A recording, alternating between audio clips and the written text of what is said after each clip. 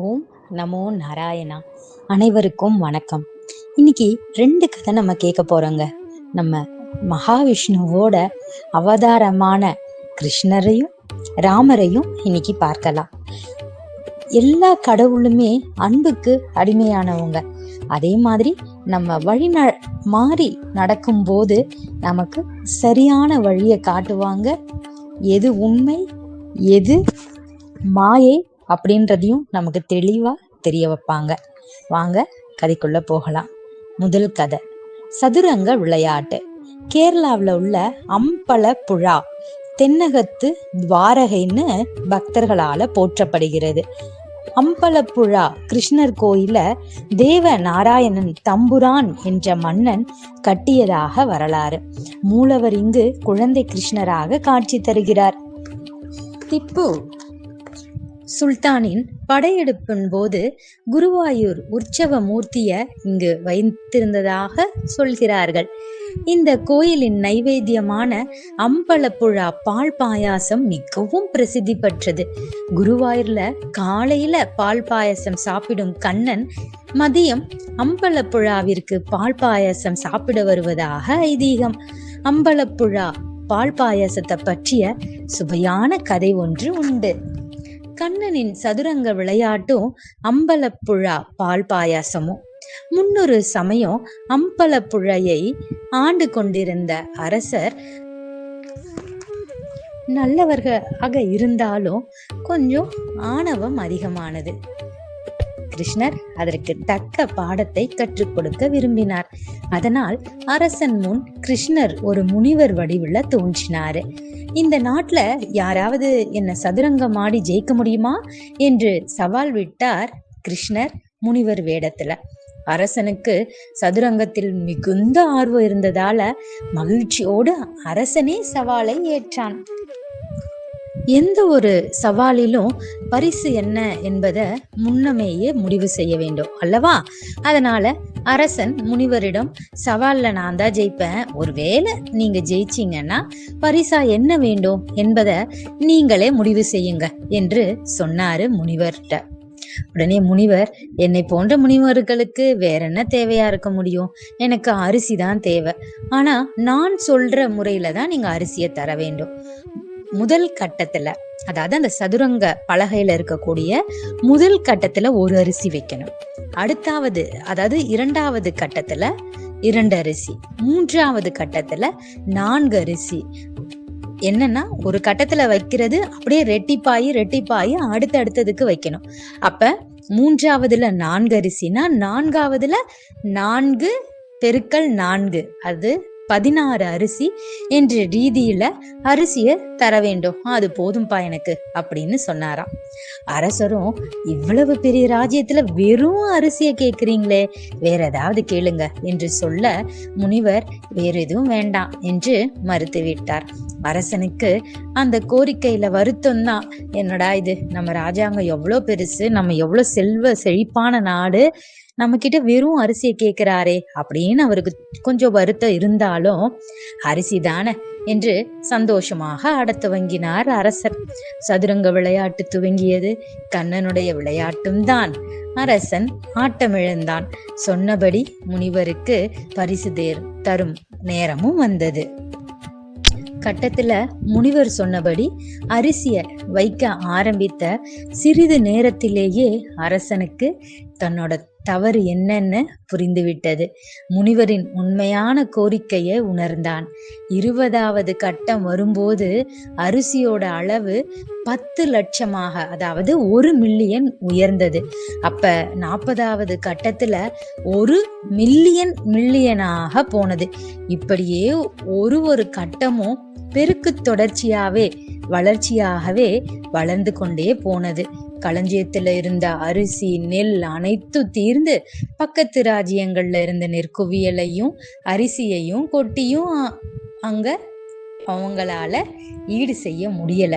இப்போ அரசன் முனிவரின் கோரிக்கையை நிறைவேற்ற முடியாது என உணர்ந்தாரு. 64 கட்டங்கள் கொண்ட சதுரங்கத்துல நிரப்புவதற்கு டன் கணக்குல அரிசி தேவைப்பட்டது. அரசன் கலங்கினான். என்ன செய்வது என்றே புரியவில்லை. அரசனின் சங்கடத்தை கண்ட முனிவர் கிருஷ்ணர் வடிவில் அரசன் முன் தோன்றினார்.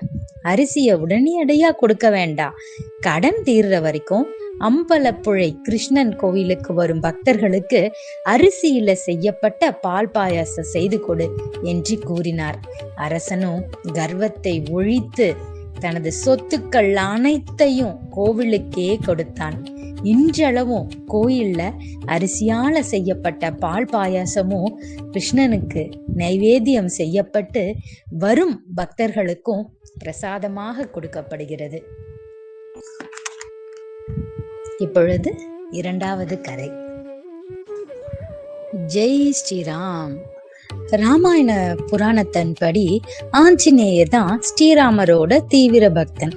ராம சேவகன் என்ற பெயரை பெற்றவர் அவரு.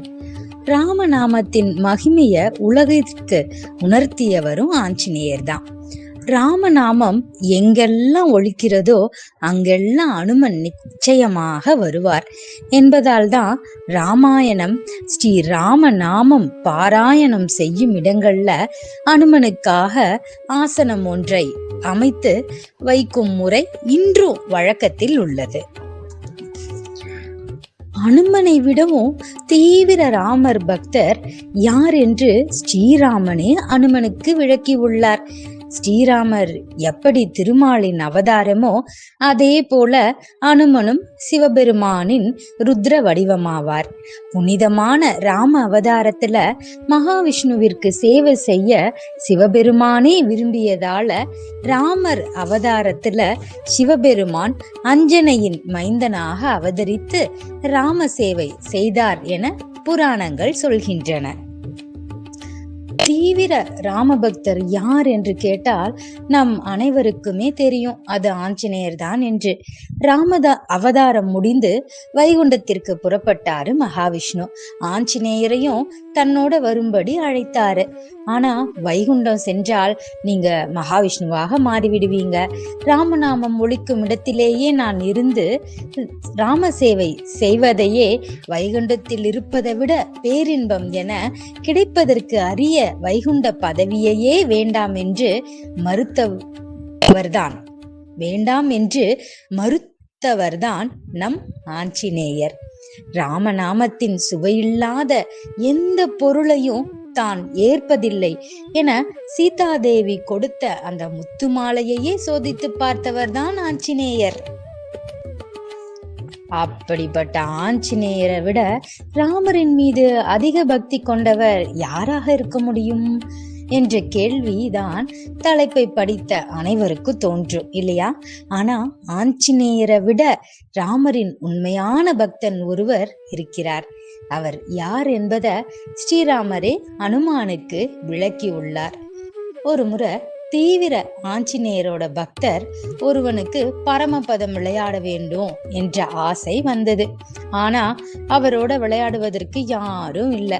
அதனால ஆஞ்சநேயரே தன்னுடன் வந்து பரமபதம் விளையாட வேணும்னு ஆசைப்பட்டாரு அந்த பக்தர். இதற்காக ஆஞ்சநேயரிடம் மனமுருகி பிரார்த்தனை செய்தாரு. அவர் முன் தோன்றிய ஆஞ்சநேயரிடம் தனது ஆசையை சொன்னார் அந்த பக்தர். பக்தனின் ஆசையை நிறைவேற்றுவதற்காக பரமபதம் விளையாட ஆஞ்சநேயரும் ஒப்புக்கொண்டார். அதே சமயம் ஒரு நிபந்தனையும் விதித்தார். தன்னுடன் விளையாடும் போது ஒருவேளை தோல்வி ஏற்பட்டால் அதற்காக வருத்தப்படக்கூடாது, இதற்கு சம்மதித்தாதான் நான் விளையாட வருவேன் என்று கூறினார் ஆஞ்சநேயர். இதற்கு ஒப்புக்கொண்டான் அந்த பக்தன். இருவரும் விளையாட்ட துவங்கினார்கள். ஜெய் ஸ்ரீராம் என சொல்லி பகடையை உருட்டத் துவங்கினார் ஆஞ்சநேயர். ஜெய் ஹனுமான் என சொல்லி பக்தரும் பகடையை உருட்டினார். விளையாட்டுல ஒவ்வொரு முறையும் பக்தனே வெற்றி பெற்றாரு. சரி, அடுத்த முறை ஜெயிக்கலாம் என ஆஞ்சநேயரும் நம்பிக்கையுடன் தொடர்ந்து விளையாடினார். இறுதி வரை பக்தனே வெற்றி பெற்றான். மனம் உடைந்து போன ஆஞ்சநேயர், சுவாமி, தங்களின் நாமத்தை உச்சரிக்கும் எனக்கு தோல்வியா என மனம் கலங்கி ஸ்ரீராமரிடம் முறையிட்டார். அப்போது அவர் முன் தோன்றினார் ஸ்ரீராமர். ஆஞ்சநேயா, நீ என்னுடைய பக்தன், அதனால உன்னிடம் என்னுடைய சக்தி மட்டுமே உள்ளது. ஆனால் அவனோ என்னுடைய நாமத்தை சொல்லும் உன்னுடைய பக்தன், அதனால அவனிடம் நம் இருவருடைய சக்தியுடன் இணைந்து உள்ளது. அதனாலதான் வெற்றி அவன் பக்கம் உள்ளது. இதுவே அவன் வெற்றி பெற்றதற்கு காரணம். என்னிடம் மட்டுமே பக்தி செலுத்துபவன் என்னுடைய பக்தன் ஆக மாட்டான். என்னிடம் பக்தி செலுத்தும் பக்தனிடம் பக்தி செலுத்துபவர் எவரோ அவர் என்னுடைய சிறந்த பக்தன் என்றார் ஸ்ரீராமர். எவ்வளோ அருமையான வாசகம் இல்லைங்க. ராமர் என்ன சொல்றாரு கடைசியா? யாரெல்லாம் என் மேல பக்தி செய்து எனக்கு பணிவிடை செய்றீங்களோ அவங்க என் பக்தன் கிடையாது. என்னுடைய பக்தர்களுக்கு மரியாதை, அதாவது இந்த உலகத்தில் உள்ள எல்லா ஜீவராசிகள் மீதும் அன்பு செலுத்துறவங்க யாரோ அவங்கதான் என்னுடைய சிறந்த பக்தன் அப்படின்றத விளக்கியுள்ளார் நம்ம ஸ்ரீராமர். நம்மளும் அதே வழியில பயணித்து ஸ்ரீராமரின் அருளை பெறுவோம். ஜெய் ஹனுமான், ஜெய் ஸ்ரீராம், ஜெய் சீதாராம், ஜெய் ஜெய் ஹனுமான்.